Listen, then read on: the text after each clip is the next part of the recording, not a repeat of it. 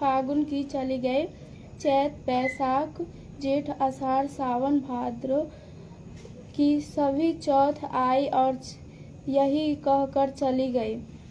आगे वाली को कहना असौज की चौथ आई तो उसने बताया कि तुम पर कार्तिक की चौथ नाराज है, उसी ने तुम्हारा सुहाग लिया है, वह वापस कर सकती है, वह आएंगी तो पाँव पकड़कर विनती करना। यह बताकर वह भी चली गई।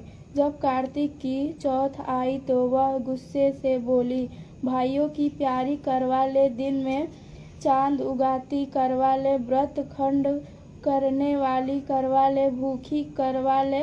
तो यह सुनकर वह चौथ माता को देखकर उसके पाँव पकड़कर गिड़गिड़ाने लगी, हे चौथ माता, मेरा सुहाग तुम्हारे हाथों में है, आप ही मुझे सुहागिन करके। तो माता बोली, पर पिन हत्यारिन मेरे पाँव पकड़कर क्यों बैठ गई। तब वह बोली कि जो मुझसे भूल हुई उसे क्षमा कर दो, अब भूल नहीं करूँगी। तो चौथ माता बोली,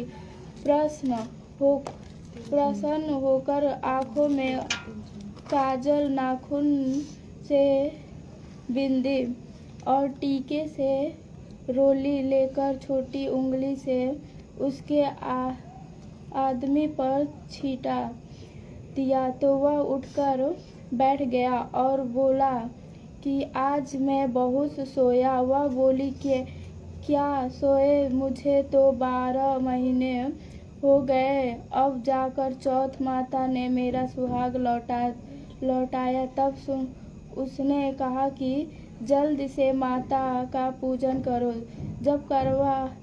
जब चौथ की कहानी सुनाई, करवा का पूजन किया तो प्रसाद खाकर दोनों पति पत्नी चौपट खेलने बैठ गए।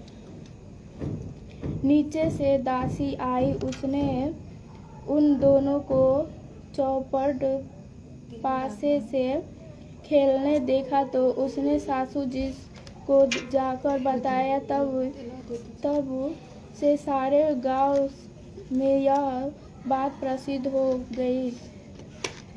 सब स्त्रियां चौथ का व्रत करे तो सुहाग अटल रहेगा।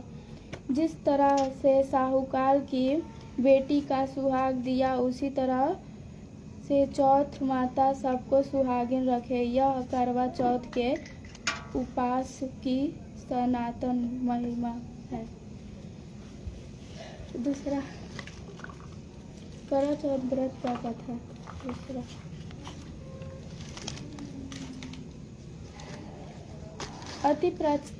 अति प्राचीन काल की बात है। एक बार पांडु पुत्र अर्जुन तप करने के लिए नीलगिरी पर्वत पर चढ़े गए थे। इधर पांडव पर अनेक मुसीबत पहले ही थी। इससे द्रौपदी शोक विह्वल हो कृष्ण की आराधना की। कृष्ण उपस्थित हुए और पूछा, कहो क्या कष्ट। हे प्रभु, द्रौपदी ने हाथ जोड़कर कहा, मुझे क्या कष्ट है, आप तो स्वयं जानते हैं। आप तो